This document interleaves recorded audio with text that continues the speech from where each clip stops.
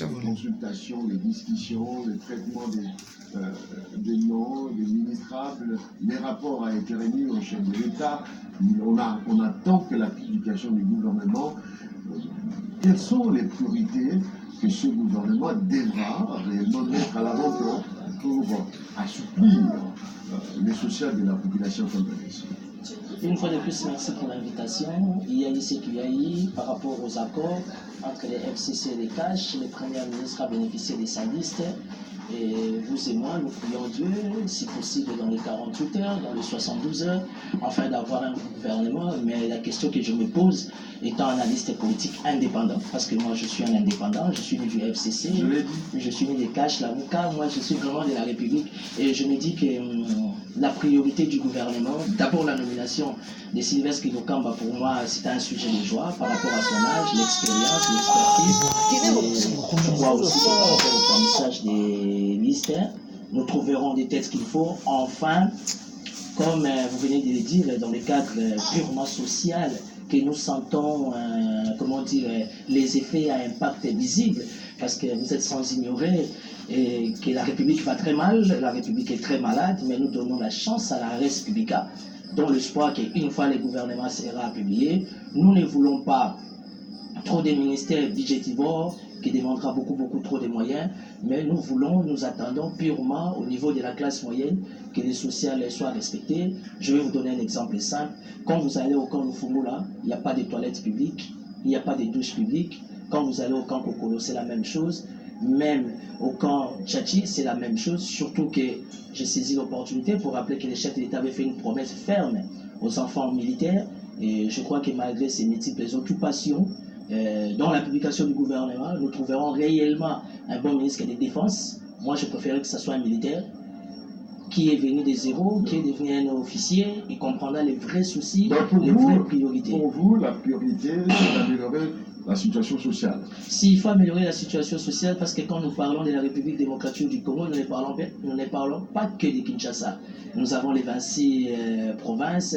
Il m'arrive très souvent de bouger. C'est comme quand vous allez au là-bas chez les gouverneurs Richard Mouyej, vous sentez quand même il y a une prise de conscience, il y a une bonne amélioration des conditions de vie.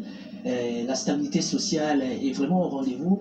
Pourquoi? Parce que les gestionnaires comprennent qu'ils doivent réellement accompagner la Res Publica. Et nous espérons aussi, par rapport au choix du Premier ministre, toutes ces personnes, toutes ces autorités que nous aurons comme des ministres seront réellement non des hommes forts, surtout pas des hommes qui ont beaucoup de moyens, mais des hommes de cœur. Parce qu'aujourd'hui, la RDC a besoin des hommes de cœur.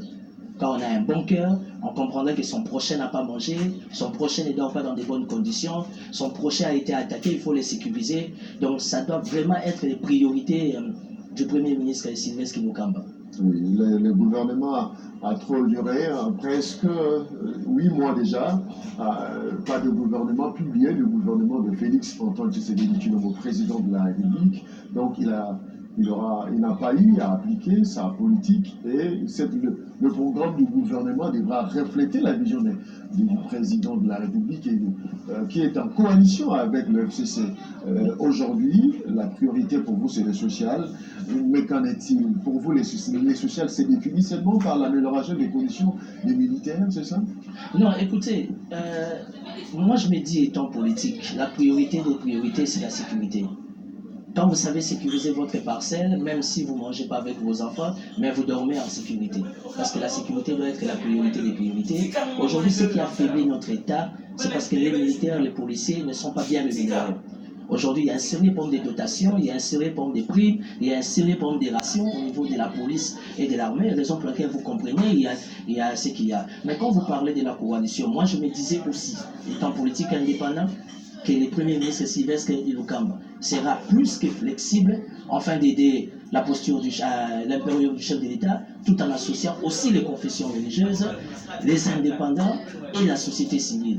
J'ai tout simplement constaté que dans cette histoire d'amour entre les FCC CACH, dont je ne vais pas intervenir parce que c'est une histoire d'amour, il faut éviter d'intervenir là où il y a question d'amour, mais je pensais que les indépendants, la société civile et les confessions religieuses, vous êtes sans ignorer. Quelque part, si Félix Tshisekedi est devenu chef de l'État, c'est parce qu'il y a eu un grand travail abattu, entre autres par les confessions religieuses, au travers de l'Église catholique, avec les accords de l'OIA et les accords de la Saint-Sylvestre. Mais je n'ai pas compris, on a oublié les confessions religieuses, on nous a oublié nous les indépendants, c'est comme moi. Je m'aimerais bien, je demande officiellement devant Télé 50, j'aimerais bien avoir le ministère des PME, petites et moyennes entreprises, oui, parce que j'ai une vision par rapport à ça, c'est qui stabilise. Vous êtes né du FCC, l'EDICACH, la coalition. Je suis du Congolais. La coalition, c'est cette expérience, une première en RDC. On doit d'abord voir comment ça va aller. Il ne faut pas qu'on mélange plein de choses. Non, nous sommes, la nation traverse un moment très compliqué. Nous n'avons pas besoin des premières expériences. Nous avons besoin des gens qu'il faut, des hommes de cœur. Si vous allez en Afrique du Sud, en France, même au Japon, aux États-Unis, ce qui stabilise l'économie, c'est les PME, les petites et moyennes entreprises. Et moi, j'ai une vision pour les PME. Je pense que je peux aider les faibles commencements, tous ces jeunes que nous négligeons, les cabines, ces petits commerçants, c'est la responsabilité du PME. Et une fois qu'ils sont stables, et c'est ce qui va stabiliser notre économie. Mais comme il y a question d'alliance, et pour nous qui n'avons pas signé cette alliance, Congolais que nous sommes, ça veut dire que nous sommes hors jeu.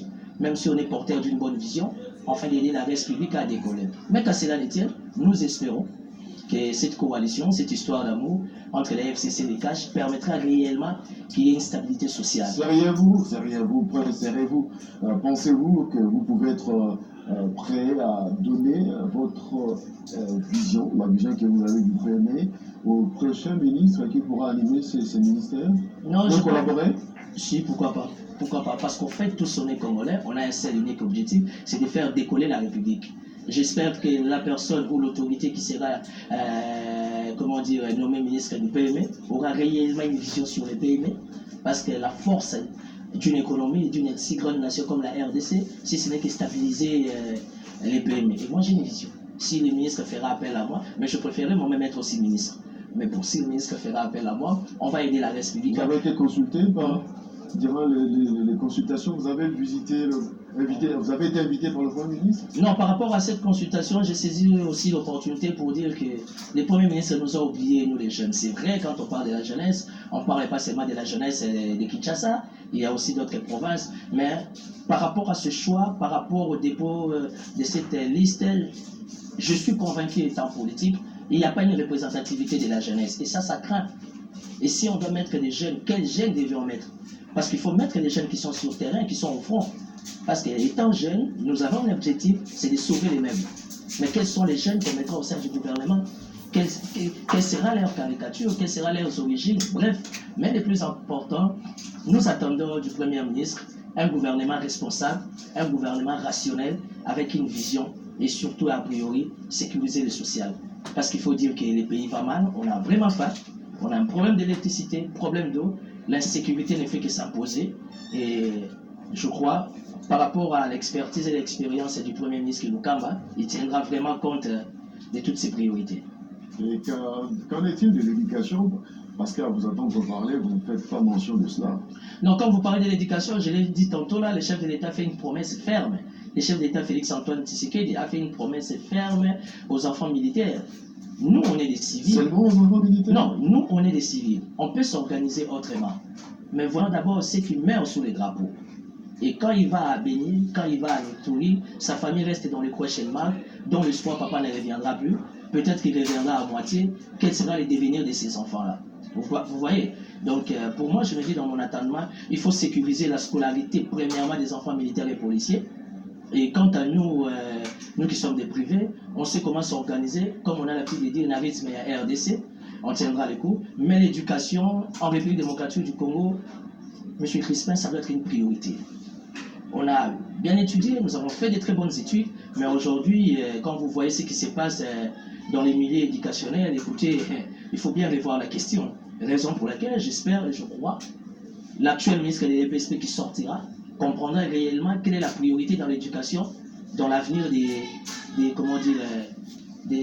tous ces enfants congolais. Parce que nos enfants, c'est l'avenir de demain.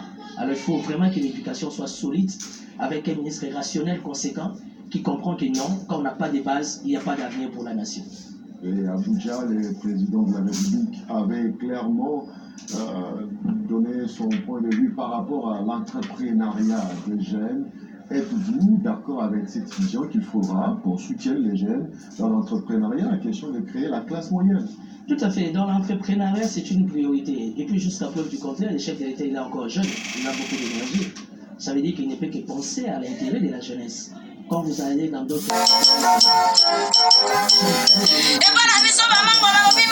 programmes du gouverneur, sur place, pendant la présentation du programme, le gouverneur Richard Mouyèche a instruit Madame la ministre de l'Agriculture qu'il fallait vraiment donner de l'élan, un coup de pouce à cette